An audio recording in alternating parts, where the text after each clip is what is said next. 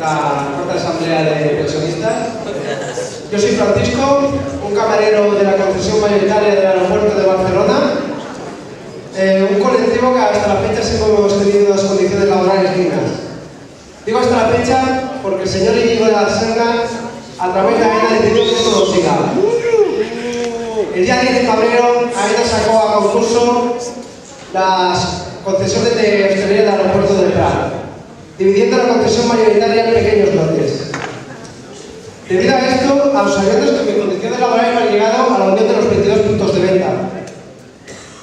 Debido a esto, el día 1 de enero del año que viene mi sueldo se verá rebajado entre un 20 y un 30%.